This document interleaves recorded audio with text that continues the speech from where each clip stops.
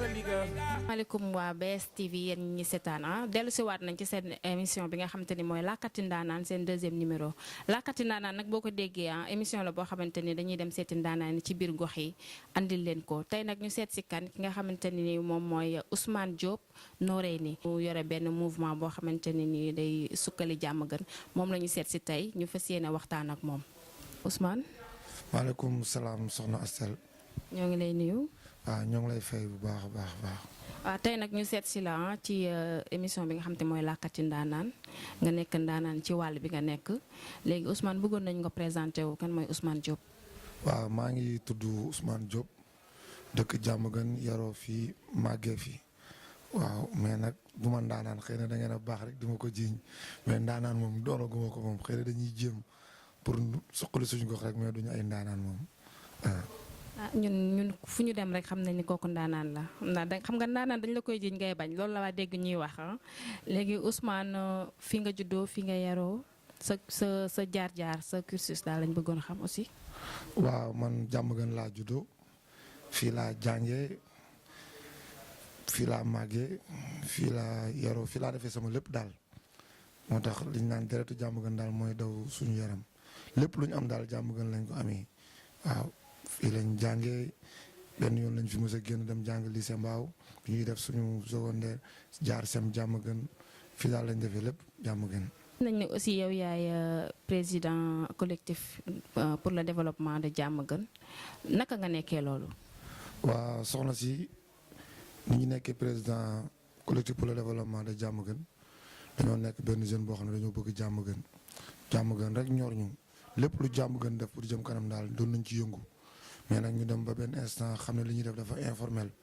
ñu woote école ba mu fees dell woo population bi yëpp mag ndaw góor jigéen ci lañ tegee kuréel gi tuddee ko collectif pour le développement de Diamaguène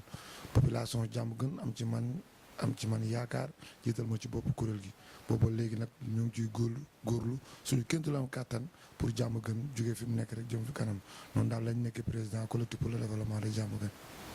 d'accord mais avant ngay nekk président bi ci lan nga doon yëngatu ba tax ñoom ñu tànn la def la président bi. waaw ci lu ñu doon yëngatu mooy comme li ma la wax rek ndax Diamaguène ku ko xam ne période hivernale bi day indoon ñu jug ànd ak gars yi nga xam ne gëm nañ Diamaguène di dindi ndox mi armélier bu feesee dañuy jug ànd ak mbokk yi dem bale ko lépp lu ñu gis ni Diamaguène daal da koy delloo ginnaaw dañuy jug xeex ko. loolu la xëy na population Diamaguène gis am ci man yaakaar boo teg ma ci bopp kuréel gi daal ci yooyu daal lañ doon yëngu daal waaw di yëngu ci wàllu social di yëngu ci wàllu lépp li nga xam ne day jëmale Diamaguène kanam waaw. d'accord beneen bi aussi bëggoon naa xam pourquoi Noreyni est toujours là gis naa ni jeune Diamaguène yi boobu slogan la ñuy wax léegi yow tur boobu dama bëgg a xam ndax ñoom ñoo la ko jox wala yow yaa ko joxe. non loolu moom gars yi ma ko jox slogan la nag. naan Noreyni toujours là Noreyni c'est là Noreyni c'est pour l'éternité mais fii Diamaguène moom Noreyni toujours là bi rek la benn grand ne ma ce n'est pas un slogan mais c'est la réalité ndax yow fépp fu Diamaguène soxla rek yaa ngi fa teew kon moo tax ñu dëggal ko ne Noreyni toujours là loolu indi Noreyni toujours là bi. d'accord mais Noreyni toujours là bëggoon naa tam xam campagne yu ñu jugee pourquoi gisuñu tamit sa teewaay ci campagne ak nga ànd ak benn politicien ñu gis ni yow kat fii nga féetee. pourquoi gisuñu loolu ci campagne yi passé. waaw boo gisee loolu xam nga élection présidentielle dafa xaw a nekk élection bu sensible ndax kuréel gi ñëpp a ngi ci parti yëpp a ngi ci APR PDS Rewmi Pastef ñëpp a ngi nga xam ne ci kuréel gi ci lañ bokk kon bu amee ci élection yu ñu jëm li nga mën en tant que président du collectif mooy sensibiliser nit ñi ñu dem jëli seen carte électeur dem voté ji ndax voté dafa am solo tànn sa njiitu réew dafa am solo trop mais quoi qu'on puisse dire moom kuréel gi mënul jug rek dem engagé wu ci benn parti ne moom lay àndal loolu moom kuréel gi mënu koo def quoi waaw moo tax daal ñu préféré woon toog jël suñu propre moyen population bi Diamaguène sensibiliser leen pour ñu dem ci élection yi massivement te heureusement population bi génn nañ voté nañ ci jàmm ñibbisi nañ ci jàmm ki yàlla teg ci boppu réew mi teg na ko fi le combat continue loolu doon suñu rôle ci élection présidentielle yi ñu jógee waaw. d'accord beneen bi aussi itam dégg naa for naa ci xam nga man Lakkati Ndaanaan bala maa dem ci ndaanaan bi damay am ay ruq yu ma dox gis naa ni yow ak madame la maire jubóo woo leen lan moo waral loolu da ngeen bokkul parti wala. non bokkuñu parti ndax moom APR la nekk man bokkuma benn parti waaw bokkuñu benn parti madame la maire juboo nañ man jàpp moo ni sax dañoo xuloo ndax man moom sama rôle ci laa nekk rek ci commune Tivaouane Diacksao moo koy jëmale kanam biñ ko waxee ba pare en fait gis nañ ni moom après en revanche benn adversaire politique lañ jàppee xëy na ñun li ñuy def arrangé wu ko te yaakaar naa ko ñun li ñuy def moom moo nekk première personne bi nga xam ne moo waroon ñëw indi apportam pour jàmm gën jëm ci kanam rawatina Tivaouane Diacksao mais en revanche deful loolu xëy na benn adversaire politique lañ jàppee mais ñun moom li ma wax gars yi rek li ñuy def ma Samba taxul ñu def ko ma Demba taxul ñu def ko bëgg suñu gox moo tax ñu koy def xeexuñu ma Samba tamit xeexuñu ma Demba li may faral di wax nag kenn nag mooy suñu noonu ki nga xam ne dafa jug pour jàmm gën di dellu ginnaaw kooku moom dañuy xeex ak moom waaw rawatina Tivaouane Diacksao mais du ay sax juboo nañ ak jubóowuñu. nee nañ dafa am beneen parti bu nekk sa ginnaaw moo tax. ah loolu moom yàgg nañ koo dégg chaque jour. ñan ñoo nekk sa ginnaaw mouvement bi. mouvement bi population jàmm gën nekk ci nekk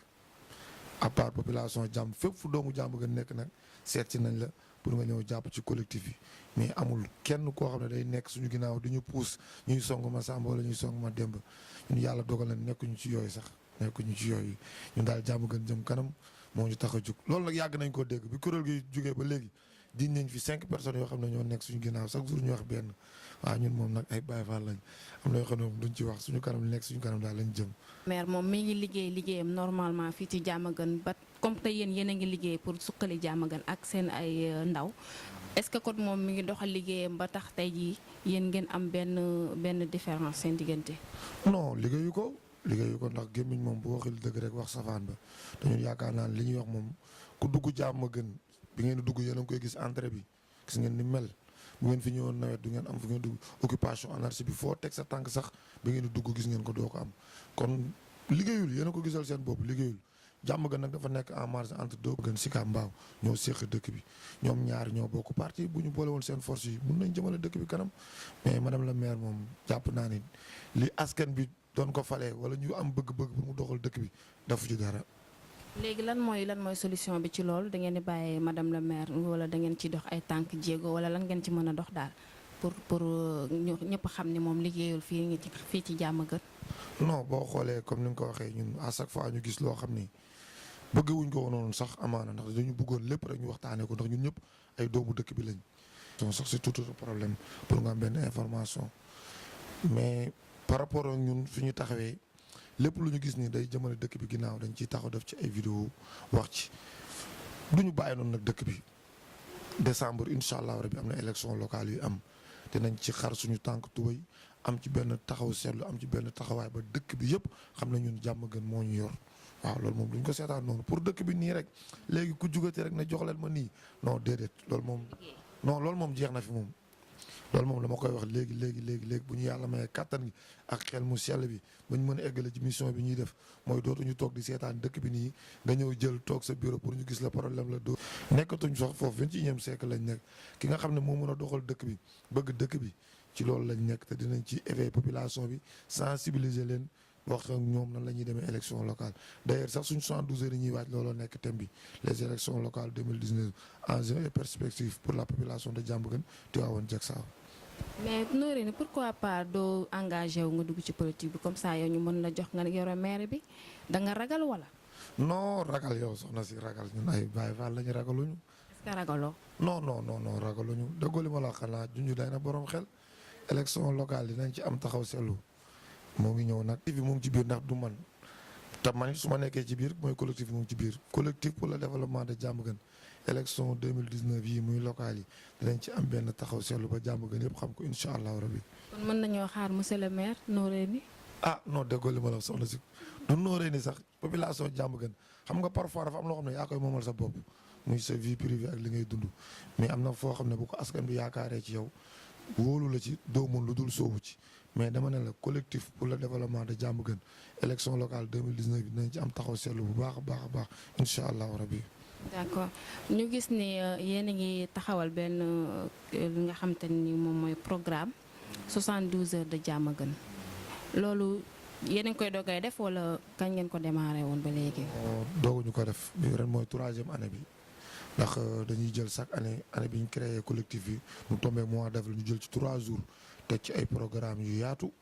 waaw tuddee ko les 72 heures de Diamaguène di ci woo population Diamaguène bi yëpp chaque année nag ñu def ko ren nag ñu bëgg population bi yëpp gën cee jàpp comme ni ñu ci daan jàppee ndax thème bi ñu jël ci cérémonie de clôture moo am sens comme ni ñu ko waxee élection locale 2019 yi waaw.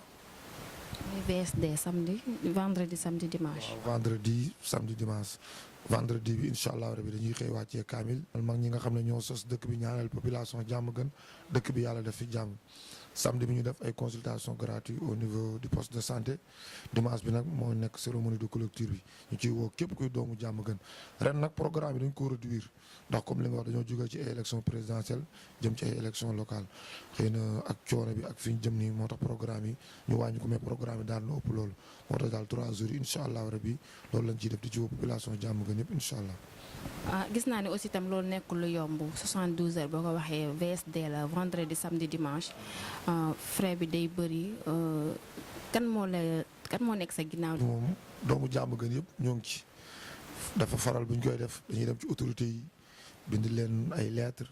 dem ci population bi yégal ko ku am sa dërëm indi ku am sa xel mu sell indi ku am sa kàttan indi ba yàlla di ñu suturaal chaque année ñu koy def di ci am réussite ren nag ñu ciy ñaanal yàlla lépp luñ ci yàlla mënoon benn rek yàlla nañ ko yàlla mënul fukk kenn nekkul suñu ginnaaw di ñu financé képp kuy doomu Diamaguène daal dinañ dem ci yow tegal la projet bi yaa xam sa yéene ci projet bi nga def ko ci te chaque année ñoo ngi koy def population bi ñoo ngi ciy def seen xaalis ñoo ngi ciy def seen xam-xam ñoo ngi ciy def seen doole loolu moo waral ñuy am financièrement di taxaw di mën a véhiculer programme bi. naa am na ku nekk sa ginnaaw de am doole sax. naa kooku moo leen di financé. waaw loolu moom li ma la wax rek yàgg nañ koo dégg fii moom lu yëngu rek ñu jàpp dafa am lu nekk ci ginnaaw mais kenn nekkul suñu ginnaaw encore une fois yàlla ak yonent bi rek ak population Diamaguène ñoo nekk suñu ginnaaw mais kenn nekkul suñu ginnaaw waaw. d'accord beneen bi aussi tamit looy xaar ba amagoo jabar. soxna waaw. naa célibataire bu mag nga. non xëy na mission bi moo diis rek mission Diamaguène bi moo diis rek mais yàggatul dara soxna sànq si yoon bi di ñëw incha allah waaw yàggatul dara. ñu xaar ko. waaw yàggatul xam naa après 72 heures rek incha allah. kon dinañ fi dellu si waat de. amul problème BS TV ñoo koy xam nga rek. d'accord couverture mariage sax incha allah. d'accord incha allah léegi bëggoon naa la laaj aussi tamit yan jafe-jafe nga ci jànkonte bi nga yoree président mouvement bi ba léegi yan jafe-jafe moo la ci gën a marqué ak lan nga xam te ni boo ko xalaatee neex na la ci ba tax moo lay encouragé ci liggéey bi. waaw jafe-jafe yi moom mën nañu du fi jug ndax àdduna moo baaxee noonu lépp ci jafe-jafe la. Diamaguène nag comme li may wax dañoo nekk en retard ci lu bari muy par exemple kuréel gu jug pour soxali dëkk bi moo tax bi ñu jugee rek ay gàllankoor ay lépp jafe-jafe weesuwul ngay def programme yu mag lu ci mel ni ay bay cimetière yi di def ay Diamaguène propre amul benn autorité buy jël dërëmam di ko ci def li ñuy def noonu du seen xaalisu population bi la bu ñu gis ni dañuy bay armée Ousmane nañ ci duñ ci def rek wala collectif baa ngi ci duñ ci def wala dañuy seetal loolu ñu leen def noonu ñoom ñoo ko waroon njëkk a def ñun ñu nekk seen ginnaaw mais bu ñu demee ba initier ko di ko def ñoom ñoo war a jël seen koom di ko ci def loolu rek ay jafe-jafe la beneen jafe-jafe bi mooy ba léegi am na ñoo xam ne ci population Diamaguène comprendre ñu lan mooy solo collectif bi dañoo jàpp ni benn côté la rek comme ni ma la ko waxee Diamaguène dafa yaatu Diamaguène poste Thiaroye ba Fass Mbao mooy Diamaguène waaw ñu ciy woo population Diamaguène bi yëpp xam ne kuréel gi lenn rek moo ko tax a jóg pour Diamaguène jëm ci kanam loolu tamit jafe-jafe la population ba léegi comprendre nañu lan mooy solo collectif bi loolu tamit jafe-jafe bu mag la li ñu ciy gën a neex nag mooy jaamu yàlla bi ñu ciy def te yaakaar naa ne liggéeyal sa dëkk moom mënul weesu jaamu yàlla moom loolu rek ñu ciy neex yenn saa yi mu metti lool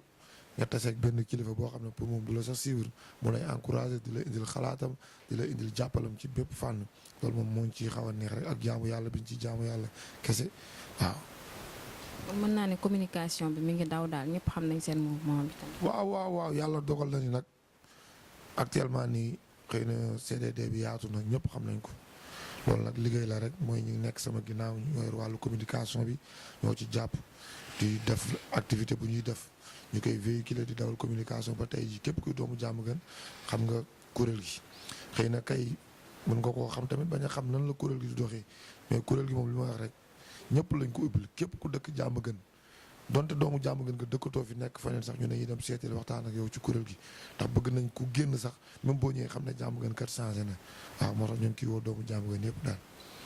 mais boo beneen question ma bëggoon wax rek mooy est-ce que yéen jeunesse su Diamaguène est-ce que yéen a ngi yéen a ngi seen mouvement bi yéen a ngi taxaw ci ñi nga xam te amuñu liggéey ci côté góor ñi ak jigéen ñi. est-ce que yéen am na ay financement yi ngeen ciy def ak yooyu. déggoo li ma la boo nee collectif pour le développement de Diamaguène koy développement moom dafa ëmb lépp dafa ëmb secteur yëpp jeunes yi Diamaguène macha allah ñuy jàng am ay diplôme te amuñu liggéey ñoo ngi fi liñ mën as néew ñoo ngi koy def yenn saa yi ñu seeti benn entreprise toog waxtaan ak ñoom proposer leen ñi nga xam ne ñoo ngi fi am ay jeunes yàlla mu ngi ñu ciy dimbali mais nag comme li ma la wax dafa metti xëy na loolu buñ ci suñu autorités yi jàppale woon. ndax ñun suñu loxo jotul suñu ginnaaw suñu propre moyen rek la ñuy demee benn instant ñoo ngi ci bu baax a baax a baax a baax ndax tey jii gis nga soxna si yenn saa yi nga dugg Diamaguène sax ñu naan la Diamaguène jeunesse bi nii wala nii mais àdduna pour man doomu aadama buy ànd ak sa xel di dox baaxoo woo def lu bon xëy na ñàkk am ci loo jàpp rek moom moo tax ngay def yenn yi mais ku ci am ci loo jàpp rek doo def yenn yi kon li nga wax nii ñun ñoo ngi ci kuréel gi di utal xale yi fu ñu yëngatu waaw ñoo ngi ci daal bu baax a baax a baax a baax. yéen a ngi leen day encourager aussi di leen sensibiliser ci comme côté bi nga wax muy sécurité bi comme ku ne comme li nga wax léegi rek ku ne xam na ni Diamaguène boo ko waxee insécurité bi tamit xaw na fi am tuuti yéen a ngi lancer aussi jeunesse bi comme ça ñu gëm seen bopp liggéey ba bàyyi lépp li nga xamante ne ni mooy li ñuy séentu ci Diamaguène amaana sax lu bëri amu ci. waaw comme ni ma la ko waxee rek gis nga soxna si dëkk jeunesse bi bu ñu amee ci lu ñu yëngu rek seen xel day dal mais boo toogee xëy amoo ci loo yëngu gisoo dara sa xel dafa am ci lu muy dem agression wala nga fi nekk di utiliser drogue mooy ci ma la doon wax sànq rek loolu dafa am benn part de responsabilité bu suñu autorité am Diamaguène boo fi duggee amul espace boo xam ne jeunesse bi fa la ñu épanouir ndax nit bu liggéey wàcc sax bëgg na def sport ndax sport dafa bokk ci développement mais terrain football sax doo ko fi gis Diamaguène espace yi ñu amoon as néew ñëw nañu négocier ko appliqué si fépp bassin la Diamaguène te pour man bassin yi mairie bu defoon liggéeyam sax dinañ ko mën a tëj def terrain ci kaw xale yi dafa épanouir waaw ñoo ngi ci lépp luy jëmale développement Diamaguène kanam rek ñoo ngi ci wàllu éducation wàllu santé wàllu sport wàllu culture lépp rek collectif bi moo ngi ci taxaw pour lépp jëmale Diamaguène kanam ndax boo ne développement pàcc bu ci wàññee ko rek développement bi day manqué moo tax lépp daal ñoo ngi ci yëngu pour Diamaguène jëm ci kanam. d'accord beneen bi may tëjee rek mooy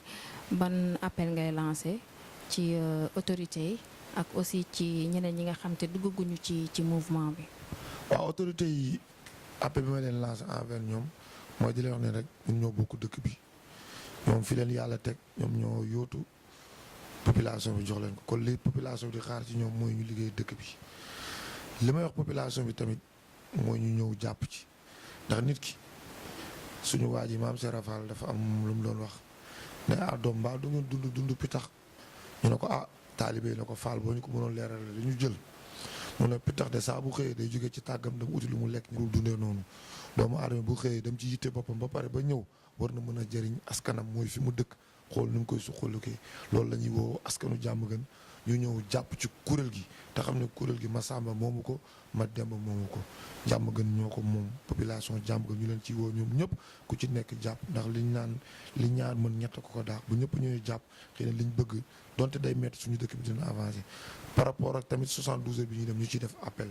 di wax ni nañ ñëpp ñëw ci 72 heures yi vendredi bi ku ko ci yàlla may nga ñëw ci wàccee kaamil bi teewee ko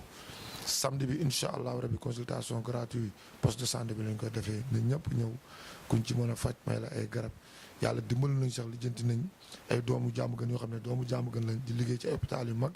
ba ku ci am yenn tawat yoo xam ne sax day laaj suivi ñoom pare nañ pour jàppale la doo ci fay dara beneen bi mooy dimanche bi ñu ciy woo population Diamaguène yëpp ci thème bi nga xam ne moom lañ jël ren muy élection locale 2019 ku ci mel ni journaliste bi nga xam ne moo nekk TFM Pape Djibril Fall moo koy animé ñu ciy woo ñëpp ci cérémonie officielle bi incha allah rabi muy le 26 27 28 avril incha allah waaw loolu daal lañ ciy woo population Diamaguène. d'accord yaakaar naa leer na ci question yi ñu waroon a xam yëpp ci ki nga xam te ne mooy Noreyni léegi Noreyni ana lan ngay tëjee. waaw di sant yàlla di leen sant yéen waa BS TV waaw di rafetlu seen teewaay fii waaw di wax naal yàlla bi suñu borom bi nga xam ne mooy kàttanal mooy mën mission bi ñu xam ne engagé nañ ko pour population Diamaguène ànd ci population Diamaguène bi yëpp yàlla nañ yàlla may kàttan bu ñu ko eggalee yàlla na yàlla def jàmm ci Sénégal yàlla na yàlla def jàmm ci àdduna bi yëpp incha allah rabi BS TV ci kaw ca kanam jaa ngeen jëf. waaw kontaan nañ bu baax am nañu mbégte aussi tamit amati nañu mbégte sax la ñuy wax tey ba ñëwee fekk fi nga xamante ni benn ndaw bu nekk ci goxam di suqalit goxam ànd ak population yi nga xamante ne ñoo nekk fii ci Diamaguène dañuy wax rek ni nañ ñëpp ñëw jàppale leen ndax ay ndaw lañ mënoon nañu dem def leneen mais defuñu loolu ñi ngi bëgg lu ñu suqalee seen dëkk di wax rek en tout cas ñun kontaan noonu nañ trop ñëw fii tey seet si ki nga xamante ne nii moom mooy Ousmane Diop Noreyni waaw di jaajëfal rek ki nga xamante ni moo jaar ci bopp bi muy Palalo salon rafet na coiffure moo jaarati fii ci coupe carré bi ku bëgg yu mel nii rek da ngay daal di ñëw rek ma boole la ak moom tubarkàlla mu daal lay defal yu baax yi sañse bi nag ki fi jaar mooy tey moom Biba moo ma solal tey Biba moo ma solal sama doom nday faal bu ñu yàlla faale moo ma solal mbagu Xaadim Mbay dogo faali maa joor Kumba Samba yaa joloor maa ngi di gërëm ñëpp aussi tamit di dédicace ñi nga xamante ni mooy sama waa groupe dañ maa lakkal Padros family maa ngi leen di nuyu bu baax di leen ziar sama waa kër yooyu di xam ne man maa ngi ñëw léegi ci yéen incha allah ci kanam tuuti rek ciao ciao bisous.